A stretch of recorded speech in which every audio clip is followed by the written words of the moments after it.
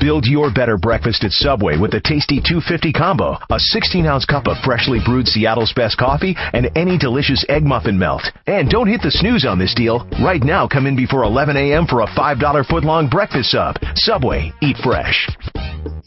The B.S Report is a free-flowing conversation that occasionally touches on mature subjects. First of all, this is the B.S Report with Bill Simmons. It might be cool, I don't know. And if it's not, I don't care. The B.S Report with Bill Simmons. Bill Simmons works for ESPN. He's also named the sports guy, and he writes a comical sports column. He must be a popular dude. The B.S Report. It's got a real dirty sound, like a rusty steak knife cutting through a well-aged steak. Now.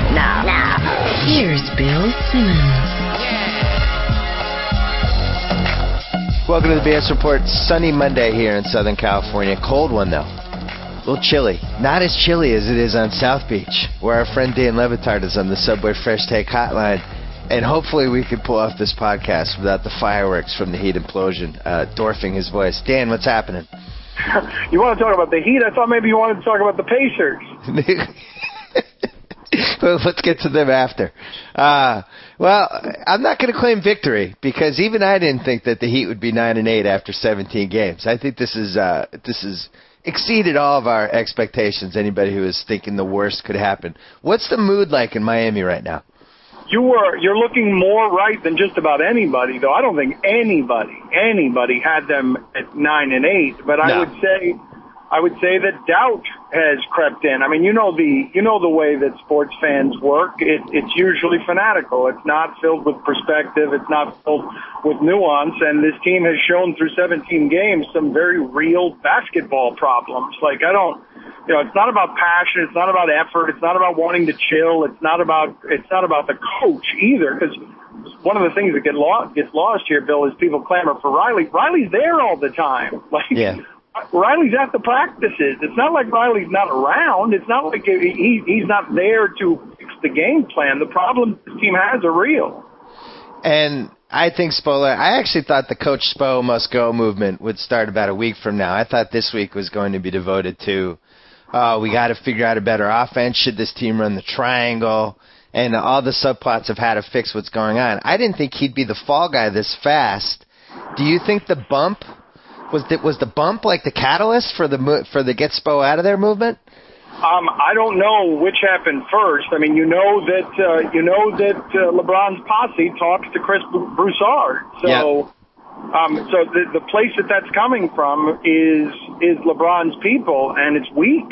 I mean, it's unbelievably weak. But I mean, the psychology of it is interesting to me, Bill, because these guys have never had failure before, personal failure. Chris Bosh has done some losing, and LeBron has done some losing, but they never look in the mirror and say, I'm the reason for that. They've never had any reason to say, I'm the reason for that. So they're going to arrive at the mirror as the very last reason for why it is they're not having success. Well, actually, I would say LeBron and Wade, or I can't remember if Wade was on the team, but LeBron was in 2004 in the Olympics. When that team fell apart, I would say that's the only time that the finger was really pointed at LeBron until last year's playoffs. But then, I don't know, do you feel like, was last year's playoffs like an indication that maybe this guy just, when things are imploding, that this guy can't rein everybody in? Well, I don't think that guys like that think like that. I think that doubt gets vaccinated. Personal doubt in yourself gets vaccinated when you get to the top of sports. You can't climb over the things that all these guys climb over, not just competition, but poverty, upbringing. I mean, Wade's mother was an addict. You know, the things that they have to climb over, the things that take them beyond the other people is themselves and belief in themselves. So I don't think even losing at the Olympics, I don't think they ever look at themselves and say, I'm the reason. Isn't that one of the fairest criticisms of LeBron at the end of the Celtics series? That he wouldn't, he was talking about people getting spoiled by his play. He wasn't saying, I'm the reason, this is on me. Well, I wrote a column after the second game, and the two things that stood out when I saw those first two games in person, one was that LeBron and Wade, it seemed like when one of them was doing well or one of them had the ball, the other guy was just watching him. And that was, I thought, a real concern because almost the equivalent of like if you had Colin Cowherd and Jim Rome host a radio show together. You know, like both guys need the mic. So that was a concern. Then the other one that concerned me was that there was a joylessness to them. And everybody in Miami kind of jumped on that I wrote that they seemed like a joyless team because the third game was a Friday night in Miami and they did really well. They had the crowd behind them.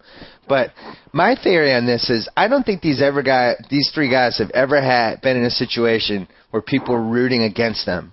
And people really, really wanted them to fail. And I just don't think they're handling it well. What do you think of that? I think it's really hard to enjoy yourself in any way, in any form at 9-8. At 16-1, I'm sure they would look like they're enjoying themselves. In the open floor against New Jersey and Philadelphia, when they got the alley-oops and they got the pass to each other against Toronto, they looked like they were enjoying themselves.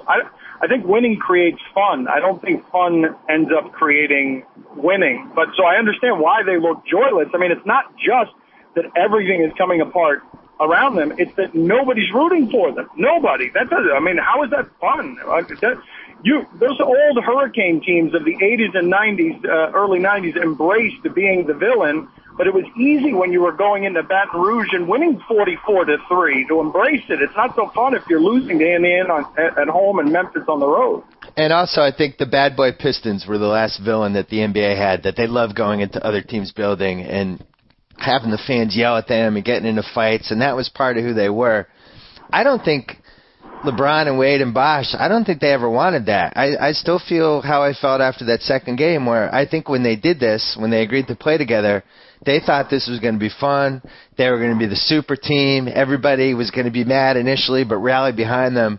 And I don't think they ever really thought that they would go into building after building and just the venom would be heaped on them and the other team would be just playing their butts off trying to beat these guys. I just don't think they ever thought it would be like that. And they seem kind of rattled by it. I don't know.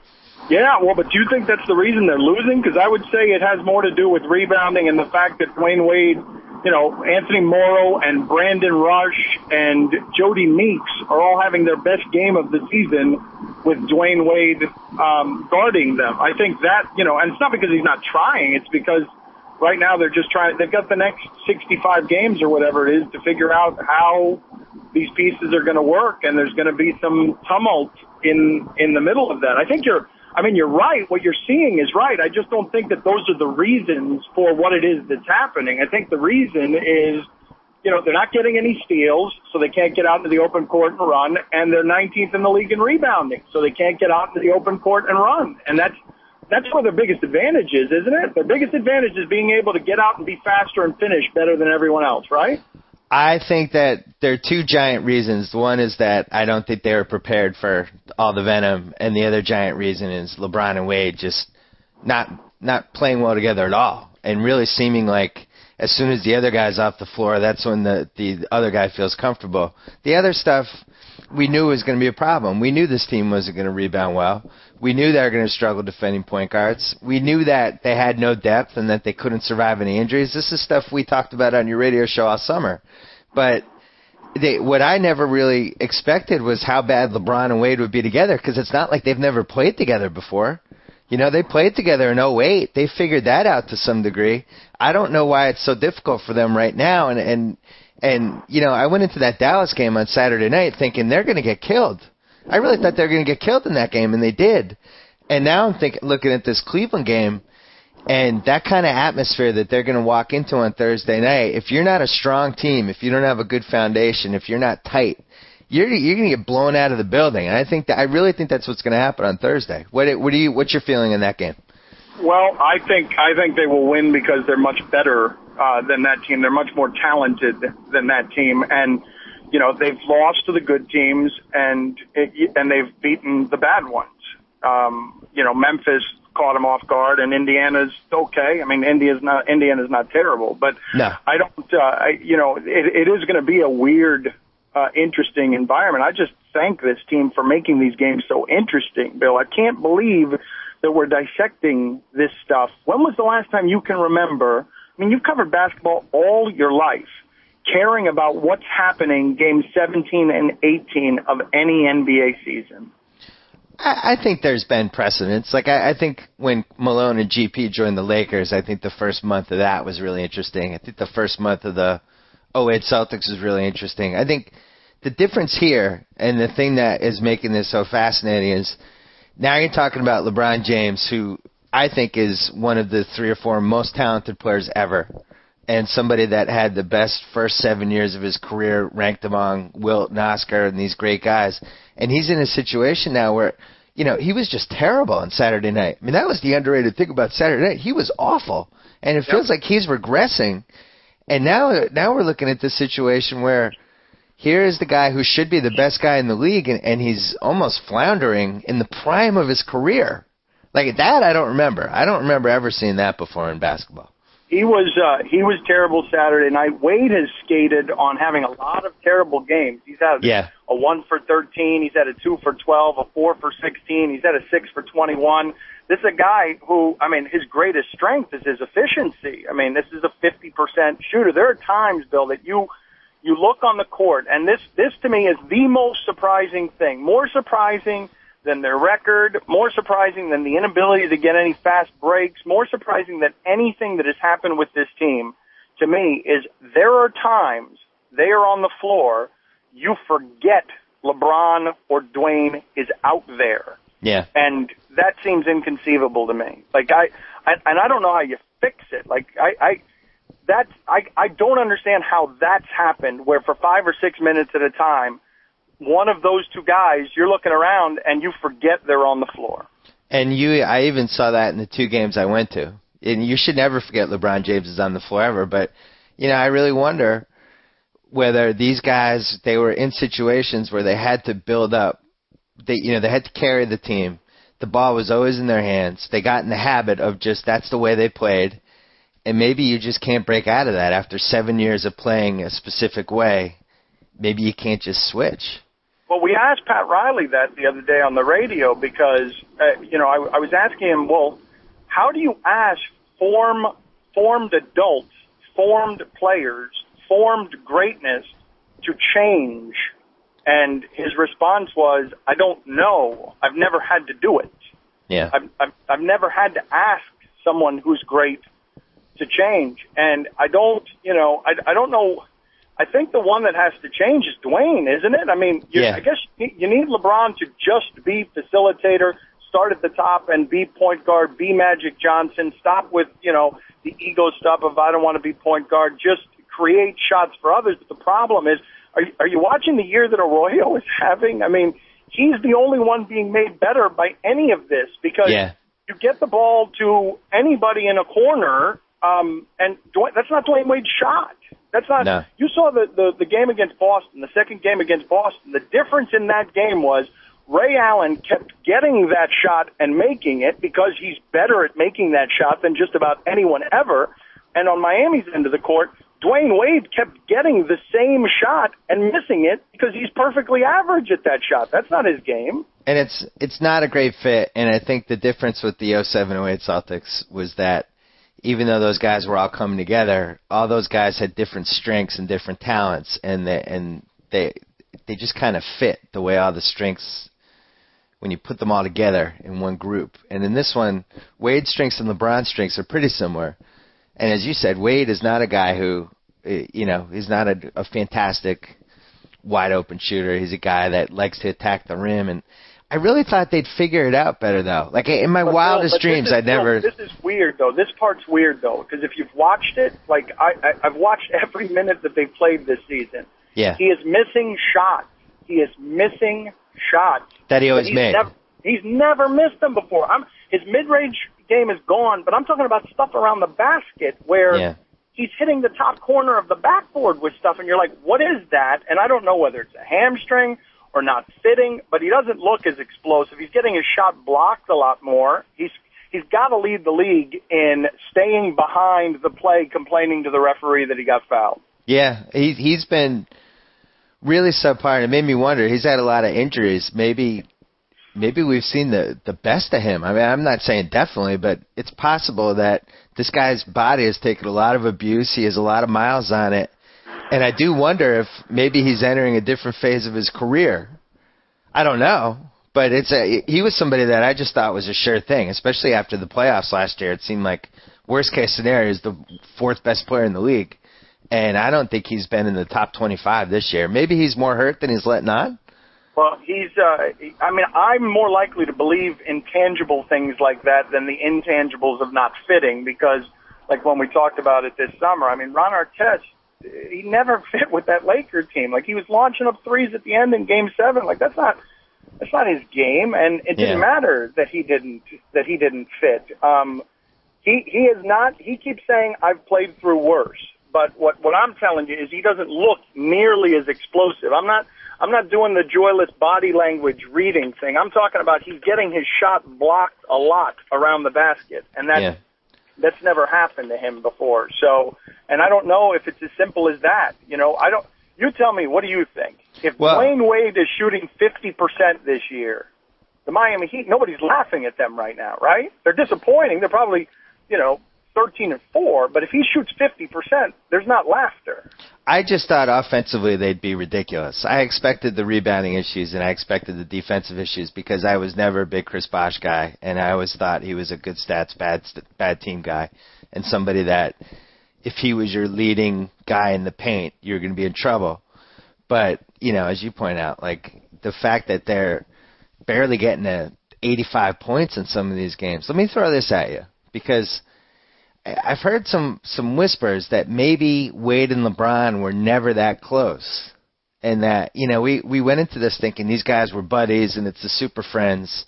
What do you hear in Miami about it? From what I'm hearing, these guys don't hang out. Is that true? No, they do hang out. LeBron's never alone, first of all, but Dwayne used to stay at LeBron's home when he used to play in Cleveland. I know all that, but what about right now? Well, but you and I are friends. I've never stayed in your home. They live in the same city.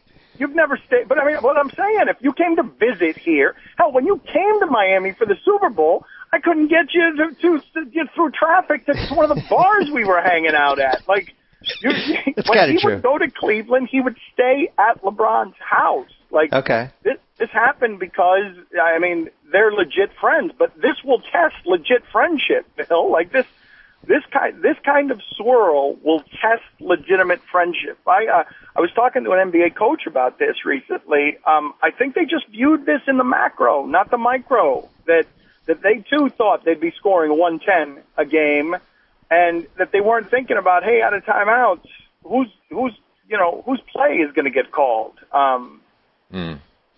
Well, the other thing I think that they underestimated was what a fire they were going to light under the Lakers and Celtics. Because after watching that second Celtics game, I just felt like the Celtics have this team's number, at least right now, until they make major adjustments. And I think when they play the Lakers, it's going to be a similar thing because there's so much size inside, and the perimeter guys are decent enough matches against Wade and LeBron that it's not a total statistical mismatch. If you're counting on Carlos Arroyo and Zydrunas Ilgauskas and Joel Anthony, and these are the guys that need to step up against a good team like the Celtics and Lakers. That's not going to happen. The ones they're counting on are Miller and Haslam. Those are the guys that they were counting on. These guys took $50 million less because they saw what the problems were on the outside and on the inside. Like, they sacrificed $50 million between the three of them to get Miller and Haslam. And this team has regressed since Haslam got hurt. Like, it coincides. The regression coincides with Haslam getting hurt, and all of a sudden you've got Zach Randolph getting 50 offensive rebounds and Tyson Chandler getting 50 offensive rebounds. Not that he's great at it, but he's serviceable at it, and he was probably their best rebounder. Which is not good, though. That's not good if he's your answer. Agreed, but the idea was, and you tell me, you know more about basketball than I do. You've studied it longer than I have. But the idea was, in Miller, in James, in Wade, and in Bosh, you have some of the best rebounders in the league at their positions. You've got four guys on the floor with Haslam coming off the bench who are pretty good rebounders. Well, it is weird that Bosh isn't rebounding this year. At one point I looked it up a couple days ago, and Carmelo Anthony had more rebounds per game than Chris Bosh, and so did Rudy Gay. That makes no sense to me, especially with Haslam going out. You would think he would go, all right, well, I got to get the rebounds now because I'm the only chance that we have to get rebounds. And instead he's, I think he's been quietly the biggest disappointment, not because he's not stepping up and for all the stuff we talked about, but it's just like, bend your game. Throw in something different. Your team needs you to do this. You got to do it, buddy. Well, I think they do what they're good at, and I think he's been. I mean, I don't know if you've looked at the numbers lately, but I think he's been pretty close to 20 and 10 for a while here. Yeah, but you need to in that Dallas game for them to win that game. They needed like at least 15 rebounds from him. Like they're just not. You're not going to win that game unless he gets rebounds. And I don't know. I'm surprised that he's not better. You traded him after 7 games, and this is. I did. If you end up being right about this team, and I don't think that'll be decided this year. I think, if we're still talking about this stuff this way, and they're 500 in the middle of next year, the one who's going to get traded is Wade. Like the thing that's foolproof about this blueprint, even if it fails in apocalyptic failure, is they'll have the chip to get what they want. And Wade will be it because he's older, because he and LeBron do the same thing, and Wade is older. They'll go get what they want and still have Bosh at 26, James at 26 with whomever else. I think Bosh goes. Because it's Wade is Miami City, as you've attested many times. I can't imagine them trading Wade. But Riley doesn't do this stuff based on sentiment. Like, Riley, no. I mean, I understand what I'm saying is blasphemy, but think about it. I mean, if you've got two guys who do the same thing, if you've got weaknesses in other areas, you can't trade LeBron, right? Well, I guess it would depend on. I can't believe we're talking about this. It's not even December 1st yet. No, don't do it here. Do it a year from now. I know. If we're still having this conversation a year from now, look at what the Yankees are doing with Jeter. I'm not downing the conversation. I just can't believe that things are so bad that we're considering this. When I went on the radio show, I think I was like after the 6th or 7th game, and I went on your show and I said, if you had to bet whether Chris Bosh will be on this team or not in 18 months, I would bet no, he will not be. And you guys went crazy. I still think that's how this plays out. I think they trade Bosh before they trade either of these two, assuming this doesn't work out and they don't turn things around. But Bill, what is the piece?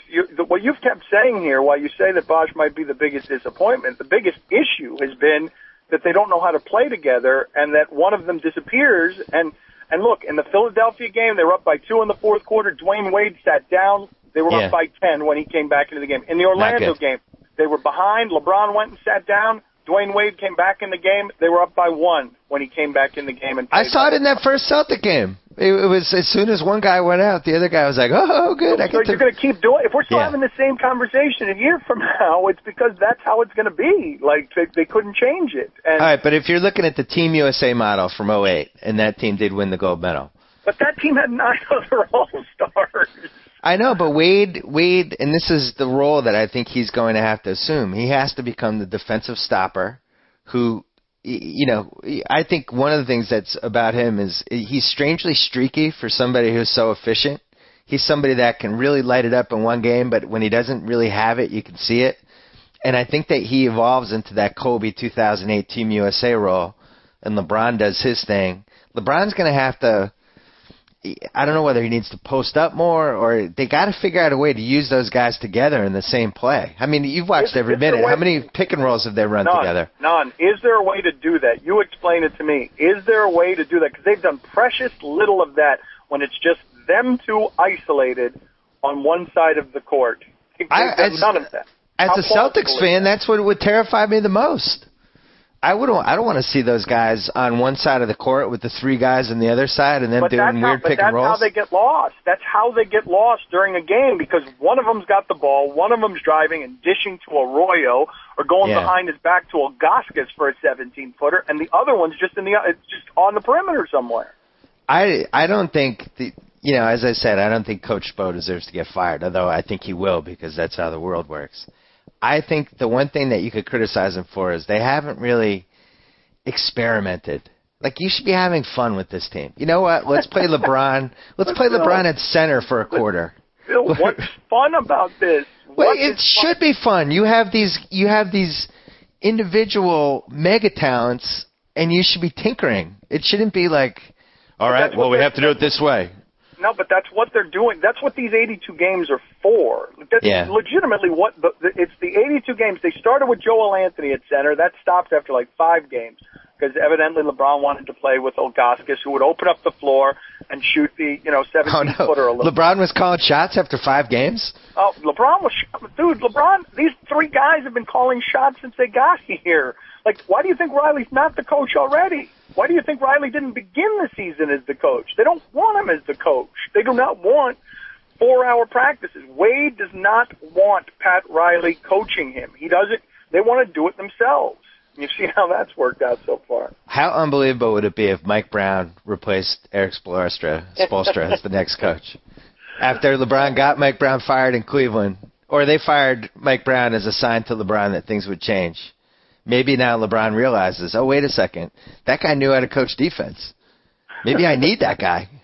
Trade LeBron back for Varejao and a couple of other pieces? Well, do you think LeBron has to regret this a little right now, right? He's got it. It's human nature. You have to. You would think so. But, I mean, gosh, 9-8 will make you blame others, though, I think. I think it goes back to what it is that we were talking about. I really don't think, for as much as we talk about accountability in sports, Bill, like, I think accountability is the last stop. I mean, he's a child star, right? Drew Barrymore ends up as a child star. She ends up in cocaine rehab at 13 years old. Yeah. So she's a child. He's a child star, and I just don't think that they end up looking at themselves as his quotes after games has still been, I don't defer. I'm not changing my game. I'm not, that's not that's not what you want to hear there, is it?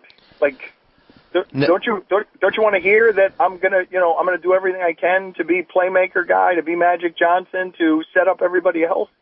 But I think the one thing we've learned in these 17 games is that he might resemble Magic Johnson physically in the fact that he's tall and he can handle the ball and he's a good passer, but the things that made Magic Johnson special were unique to him. And I think it's unfair to LeBron to say, oh, be Magic Johnson, because Magic could affect the game and score 4 points.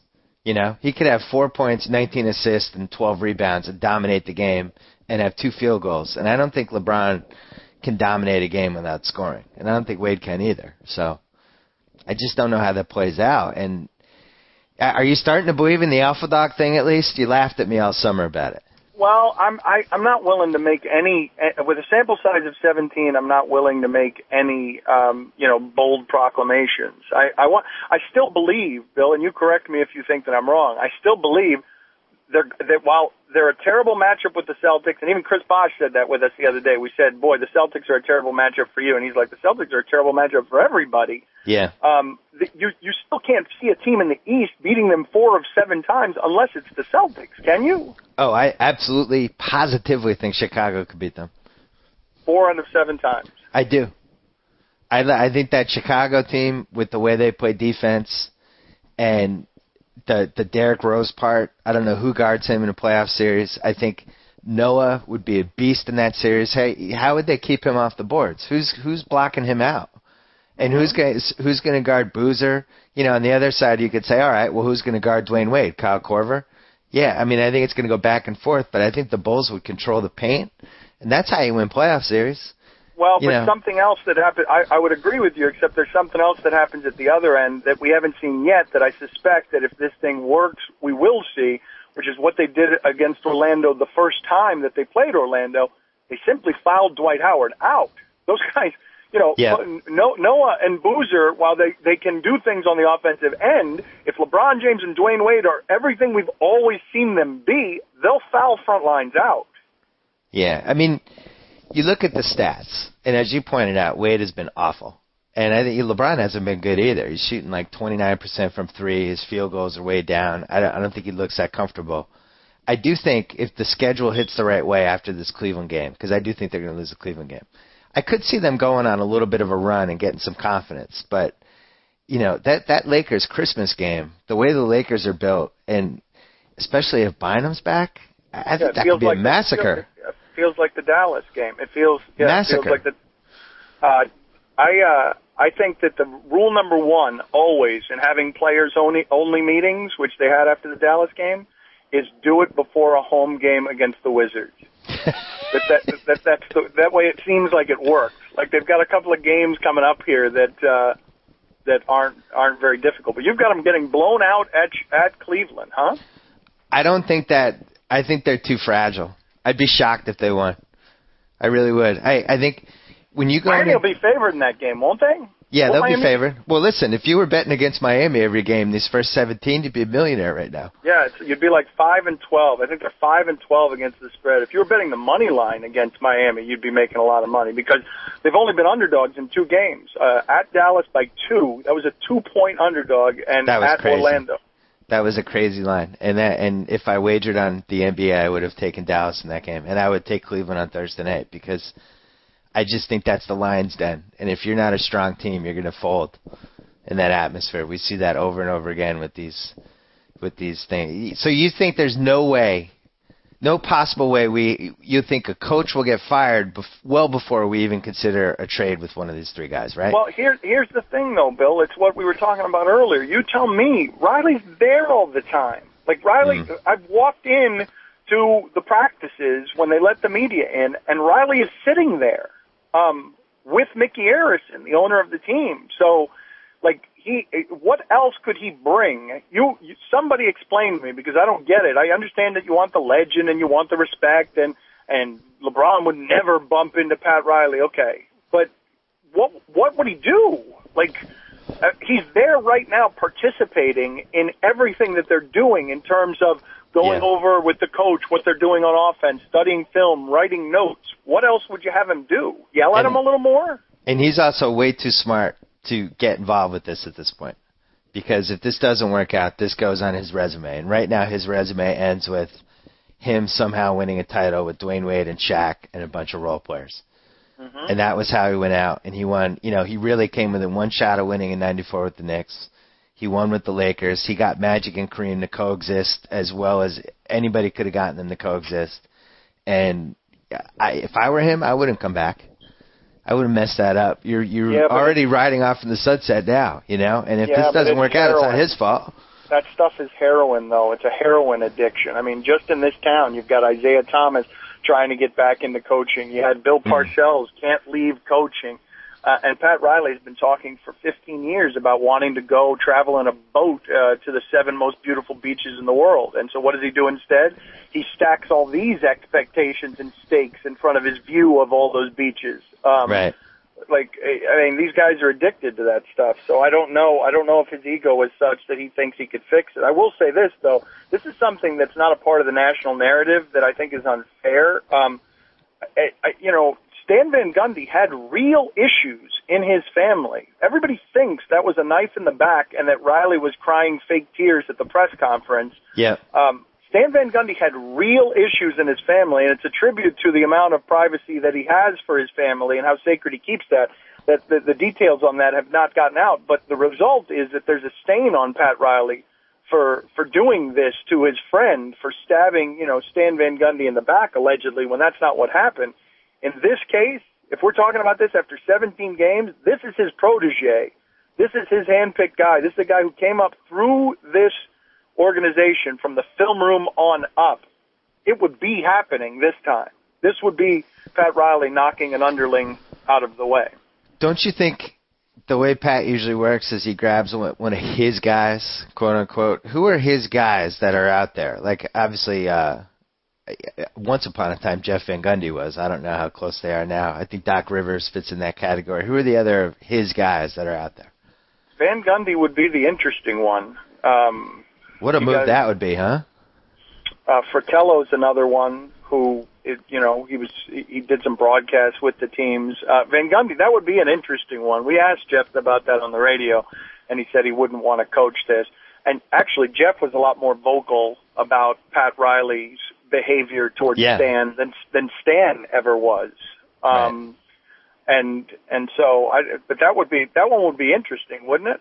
Well, and then also, I think Jeff, I'll always think that he said that 75 win stuff as a strategic help to his brother because he helped pile on the hype on this team almost as a favor to his brother. It's my weird theory. I don't know if it's true or not. Well, a lot of people believe that.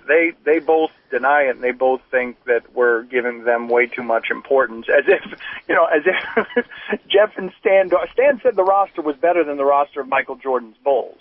And if that was an orchestrated play by them, they're both looking at it and saying, well, wait a minute.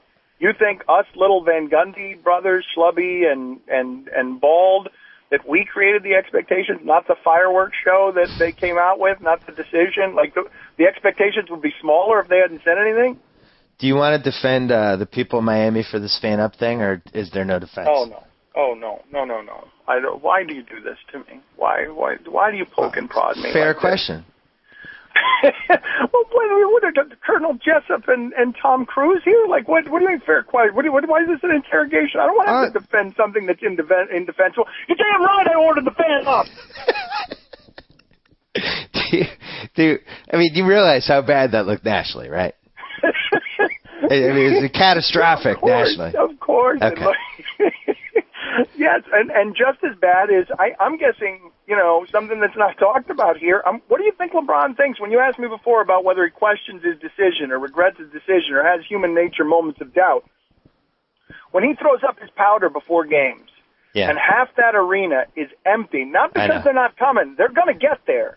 They'll be there in the second quarter, but because these rich people who bought these seats can't be bothered to fill the lower bowl on time, when you've got poor people all over this city who want to be at these games but can't be at the games and get exasperated watching on television, how does LeBron James feel as they start an arena almost consistently that is half full? They start their games, tip-off is an arena that's half full. It's not until the second period that the place is full.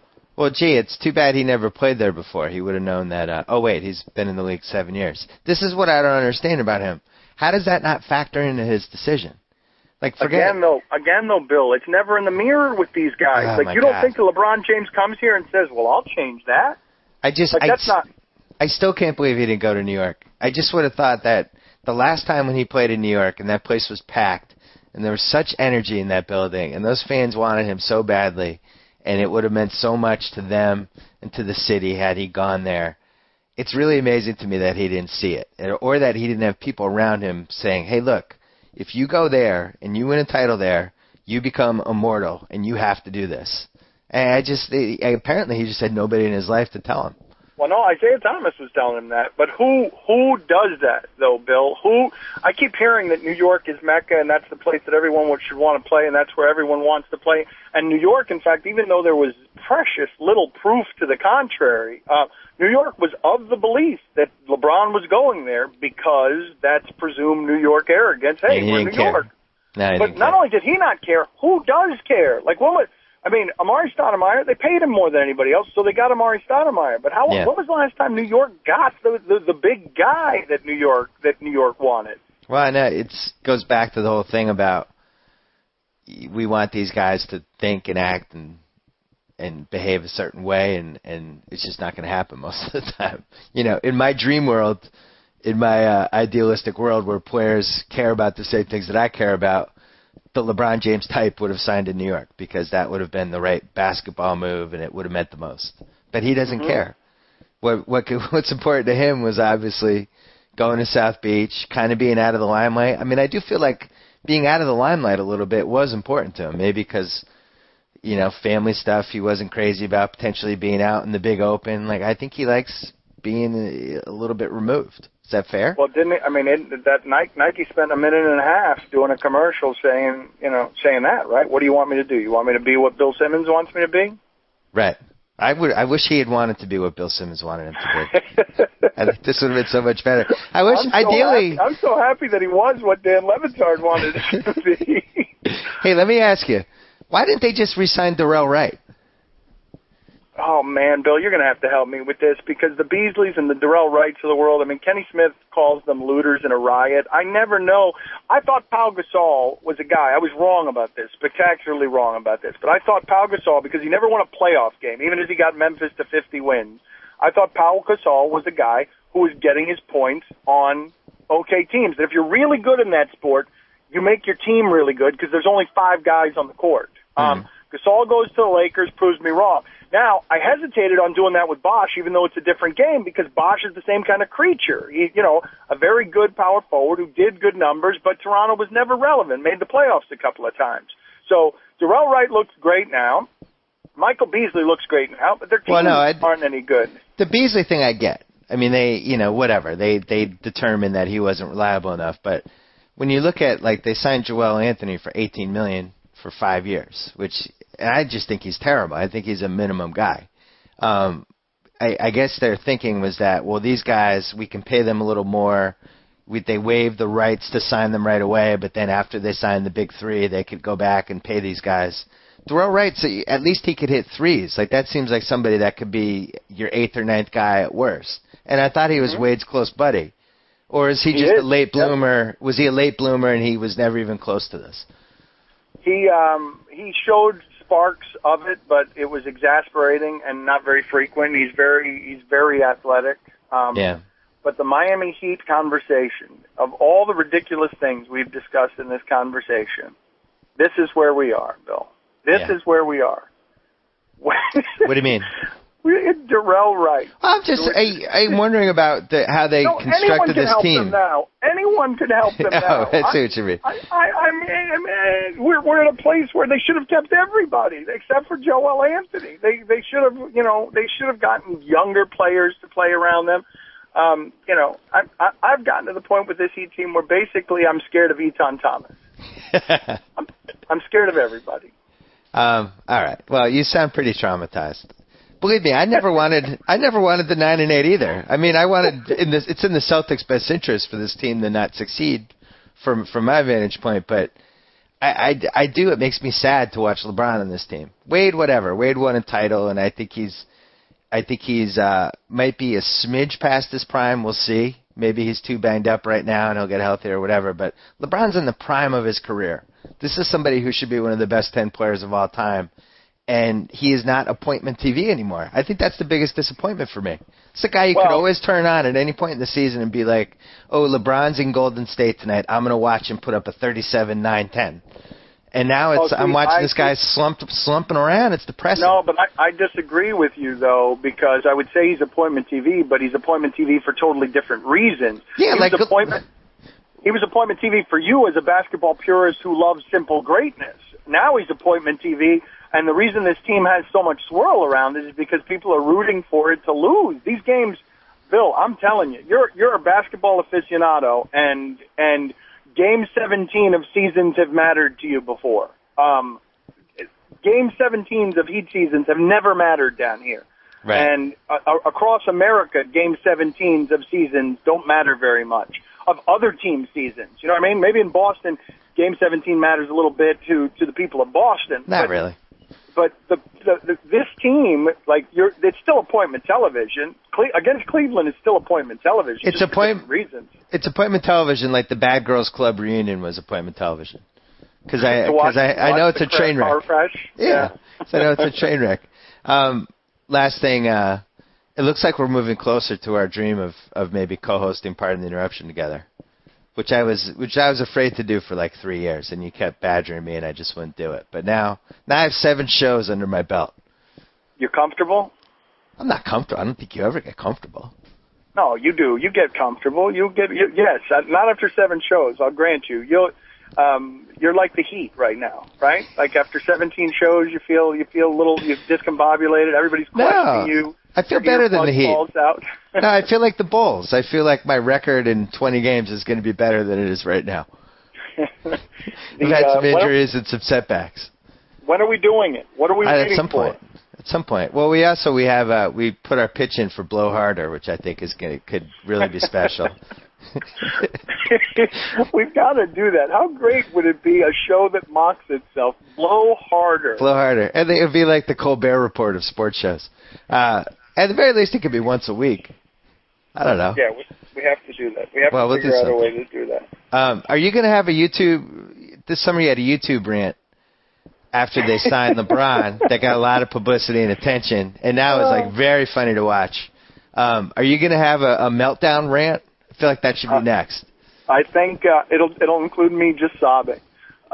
just sobbing uncontrollably until I'm dehydrated.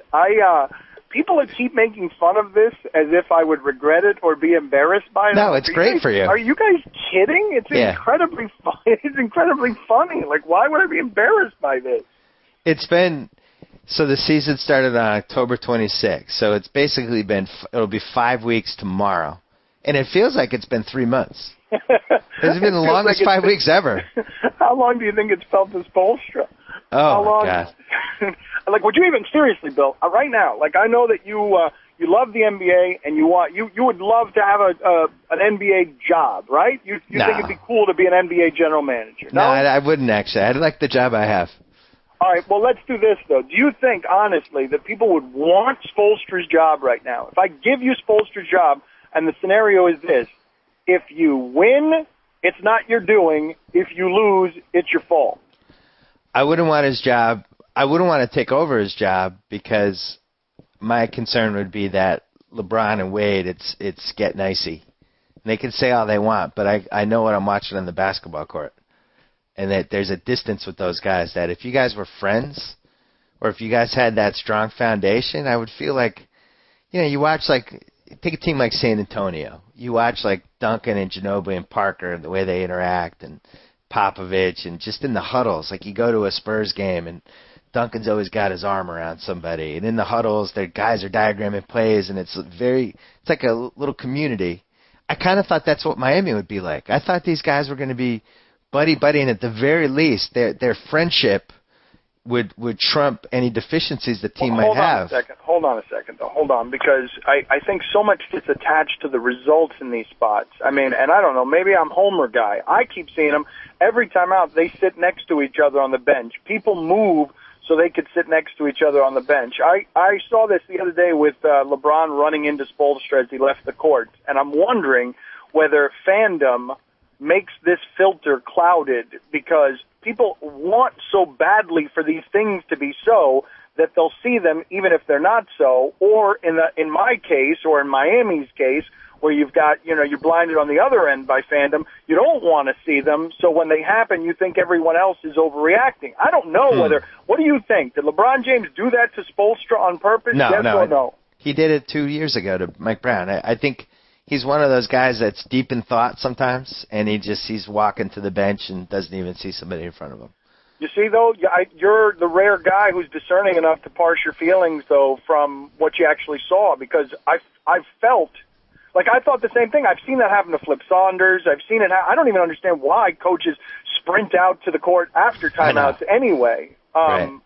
But I've seen it happen to Jerry Sloan, the last guy in the world you would think it would happen to with Jerry Sloan. But then the conversation immediately got started. LeBron did that on purpose. LeBron is a jerk. And I just think the air around these guys is so contaminated that people will see, they expect, and maybe, look, that's why it can test friendships, because everyone's expecting it to eventually test friendships. Everyone is expecting it to crumble, to crack, to headbutt. They're waiting for them to yell at each other. So they made one big mistake, and the decision it's its own separate thing, and that definitely caused some of the antipathy. There's no question. But the thing the next day, what was that called? When they came out in the uniforms with the pep rally, whatever it was called. That was a mistake. And then LeBron saying, "Hey, LeBron, how many titles do you think you win?" Oh, 7, 8, 9. Like the confidence that he had. Yeah. All you're doing is setting yourself up for everybody to root for that to get shoved in your face. And that's what they didn't realize. On top of the decision, when you threw in those two factors, you have made yourself a team that nobody wants to win other than your own fans. And I think if you're just looking at it from their perspective, how would we do this over?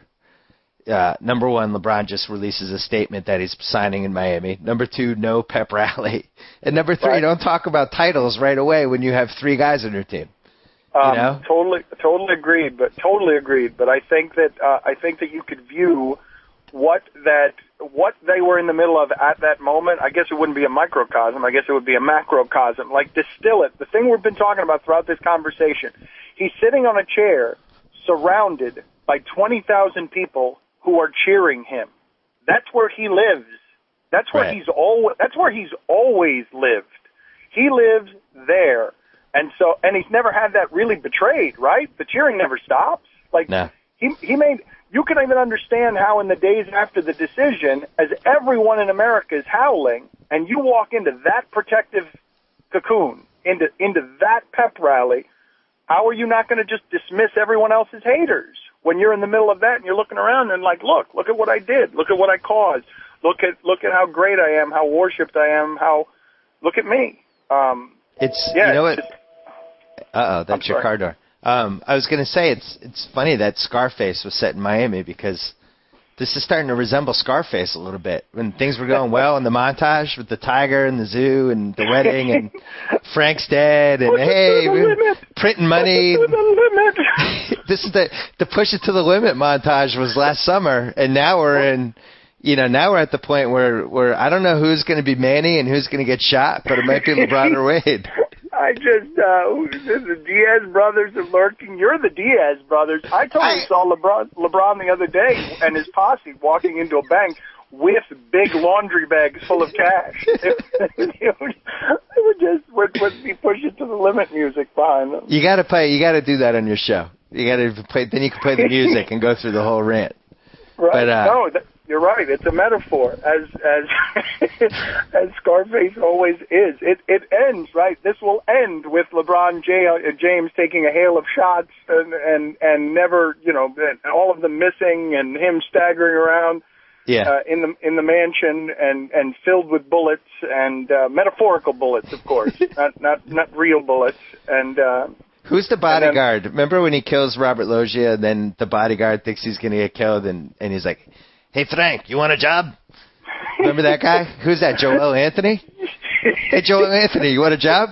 The guy with the bad mustache was in the car dealership with the palm trees painted on the walls. Yeah. Well, a lot of parallels. Anyway, Dan LeBatard. There are no parallels. Oh, a ton of parallels here. Only the cocaine is the only difference. Who's sneaking up on him from behind? That never made sense. Where he was on the balcony and 500 guys are shooting at him. Oh, that's Kobe. Kobe, but it's been said, but the biggest winner ever out of this whole thing. He's now all the villain energy has been dispersed toward Miami. There's none left with the Lakers, and people actually kind of like the Lakers now. But even the non-Laker fans, they kind of appreciate it's a real team. They got Gasol. They play well together. Kobe's kind of that old guard who just wants to win titles. Best thing ever that happened to them.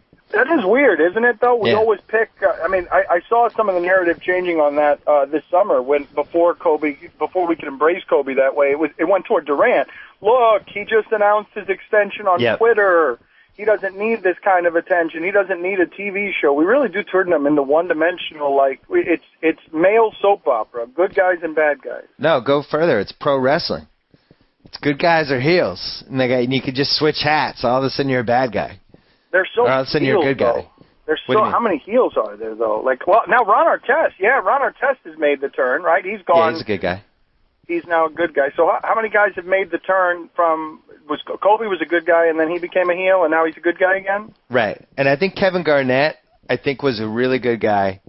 Celtics, good guy. People want it. Now I think he's a little bit of a heel to people because of some of the stuff he's done on the court. How many heels are there? KG, I would say the entire Miami team. Joakim Noah. And that's really all I can think of. I'm sure there's somebody else that we're missing, but yeah. We need more, though. We need more. Well, the NBA doesn't like heels. That goes against their master plan.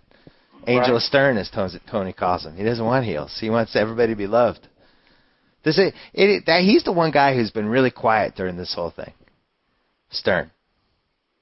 What would you have him say, though? These guys are being he speaks up when he's got an image problem or a crime problem. Do you think does he think this is a good thing or a bad thing? Because it's generating an immense amount of interest in the league, but on the other hand, his best player is in a bad situation. Well, if he thought it was a bad thing, don't you think he would have pursued the idea of tampering charges more aggressively, given that there were so many powerful people who wanted this nixed and these guys, were talking about it for so long before it actually happened? Don't you think that he would have tried to, if he thought it was really bad, if he thought, no, I can't have this, he could have just concocted a reason for it not to happen, right? I would not rule out that tampering investigation happening. Because oh, really? Still? I wouldn't. I still wouldn't. It goes too far back, and there's too many people who know too many things. Mm-hmm. And, you can claim that Wade was the only one who was talking to these guys, but it's just really hard for me to believe. Riley, no, it wasn't. I mean, Wade had an agent that they shared with Bosch. Yeah, there's a lot of where, they waived all their... In 2007, all three of them came up with the same idea, which had never happened before, of the opt-out after 3 years. And they all somehow did this in the same contract. I don't know. It's just pretty interesting. But is that tampering, though, if players do it? No, I mean, not necessarily, but when you look at how Riley, and I was on, last season I was on your show saying, why don't they get Dwayne Wade help? What are they doing? And it was like they were almost willing to throw away that season to have all the cap space. And that's what I would look at if I were investigating this. Why did Pat Riley, when he had Dwayne Wade on his team, who was a top 5 player, and there were guys like Amari Stoudemire and Chris Bosh who were possibly available for trade, who knows? Definitely Stoudemire they could have had easily. Why was he so unwilling to do anything? Is it so easy, though? Is it so easy to camouflage, Riley says, you can believe what you want, but that Wade went underground on him, that he had a couple of days where he was really scared because Wade was taking a second meeting with Chicago. You've got Wade taking that second meeting to Chicago. Like, it's all orchestrated, all of it? That part, see, I vacillate on that because I always thought he took the second Chicago meeting because they're shooting this stupid documentary, him and Bosch, and it was just a good reality TV move. But then I keep hearing that Wade was the guy who was in control of where these three guys were going to go, and if he had picked Chicago, the Luol Deng, the Clippers trade would have gone through, and they all would have gone to Chicago, which, in retrospect, would have been a much better move for them. And can you imagine? It would basically be the same team they have now, except with Derrick Rose and Joakim Noah on it, and Taj Gibson. Huh. That's an 80-win team. That team goes 80-2. Well, wait a minute. They can't do that, though, right? They couldn't have gotten all those salaries to fit, could they? Yeah, they could have. Yeah. Chicago, all three? They could have fit 2. They could have fit 2 of them there. They already had room for 2, and if they had traded Dang, they could have fit 3, and each one of them would have had to take a little less in the first year. But they could have done it. It's possible. But Miami, got the upper hand. Anyway, you got to do your radio show, so I'll let you go. All right, buddy. Good talking to you. I'll see you when we're planning Blow Harder together to premiere on ESPN2 Sunday midnight. Very excited about it. Yes, Blow Harder, coming soon to a television near you. And also, we can read you in the Miami Herald on Sundays, and we can get your podcast on iTunes or at 790theticket.com, correct? Thank you, buddy. Yes. All right. Yes. Talk to you soon. All right, my man. So I get to sign off. Whoa! Thank you for downloading the B.S. Report with Bill Simmons. Too much fun. Check out more podcasts at the iTunes Music Store or at Podcenter at ESPNradio.com. Peace out. That concludes another episode of the B.S. Report, and we leave you with this final thought. Subway Restaurants is cheering on Jared. As if losing almost 250 pounds wasn't enough, Jared has run 552 miles training for the 2010 ING New York City Marathon. He fuels his training with the low-fat Subway Club. So now, to celebrate this landmark achievement, the Subway Club is the newest $5 footlong sub for a limited time, so hurry in. And hey, Jared, what's next? Scaling Everest? Maybe kayaking the Pacific? Subway. Eat fresh.